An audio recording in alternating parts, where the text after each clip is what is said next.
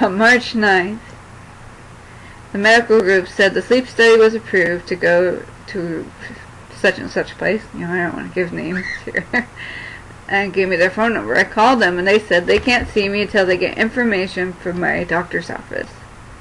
So I called my doctor's office and spoke to them, gave them the sleep center's phone number, and told them that the sleep center needs information.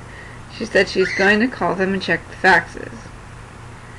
On March 12th, 1 month after the sleep study was ordered, I called my primary care to see if they faxed the information to the sleep center yet, and they asked if they could call the insurance company tomorrow because they are swamped today. I said no, that was supposed to have been done urgent on the 29th of February, She said she hadn't received approval yet from the insurance yet for the sleep study, and she would call the insurance now and then the connection was lost. I'm not sure if she hung up on me or if it was just they were really swamped. I called back later that day and they said they're swamped.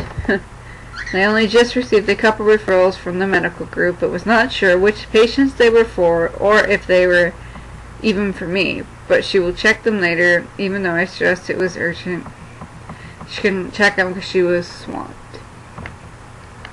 On March 16th, my insurance received the appeal request for an office visit for my DS surgeon, because I wrote my appeal. On the 21st of March, the sleep center still hadn't received anything from my doctor's office yet. They said they would call my doctor's office and then call me back when they receive them. I called my insurance for an update on my grievance and appeal. Nothing was decided yet on the grievance, but the appeal for the consultation for the DS was referred to a different department on March 18th, though they didn't know which department and they couldn't tell me. They also sent out a letter dated March 21st titled Resolution of Your Grievance Request, and that stated the following. This has a lot of spelling errors, so bear with me.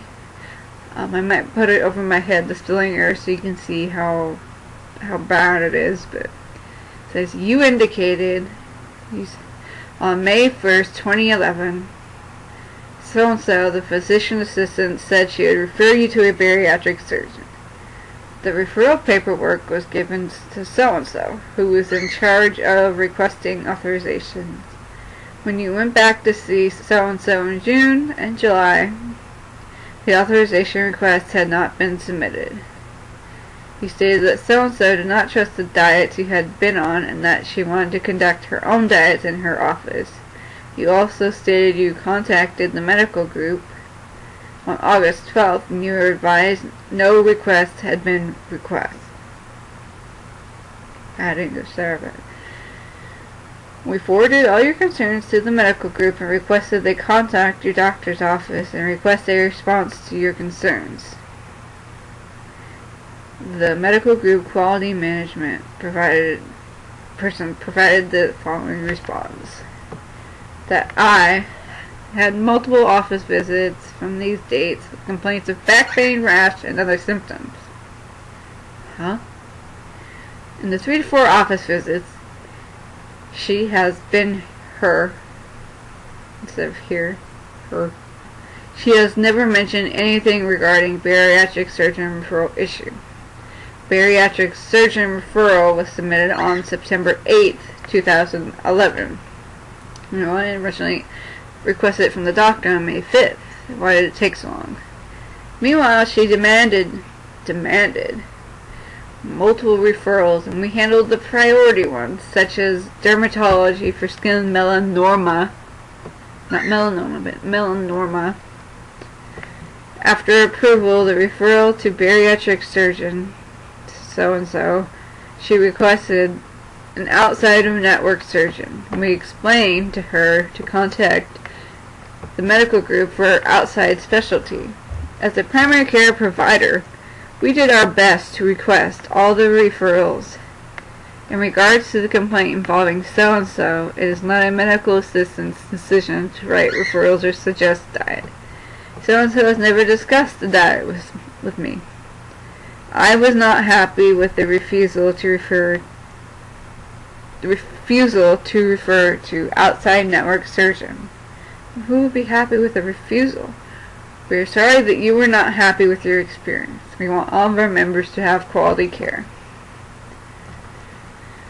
So I kind of disputed that because I wasn't saying that she's the one that did the diet. She was saying she couldn't submit it because they wanted diets done in their practice. They wanted a diet there, so that's why I started on the diet there. On March 22nd, my insurance sent out another letter on that date informing me they received my request for an appeal and are looking into it and will mail their decision within 30 days. On March 26th, I called the sleep center and they told me the insurance only authorized part of it and they needed to add more as not all of it was covered and they were going to give the insurance a call. On April 3rd, the Department of Managed Healthcare received my request for an independent medical review for endocrinologist, sleep study, pain management, and a wheelchair. A denial letter from my insurance was sent out on this date. In regards to my appeal sent in to request the CADS surgeon, which stated, we are sorry to inform you that your appeal has been denied. The denial is being upheld because you have asked the insurance plan to approve an office visit with the LA doctor. The denial is being upheld. Based on the records received, you have been seen by a like specialist. There's no note of unique or change in clinical presentation which show a need for a second opinion. So, am I not allowed to have a second opinion? Like ever? You have been provided access to previous specialists. In making this decision, the health plan medical policy such and such was used. Your medical needs as described by the documentation above do not meet the definition of medical necessity as set forth in the California Code of such and such. At this time, I was told I could appeal the Department of Managed Healthcare, so I began to do that route. On April 11th, I sent a second letter to the Department of Managed Healthcare for an IMR for my DS since I had exhausted all of my appeals for my internal appeals. I can now do the external appeal, which was the Department of Managed Healthcare.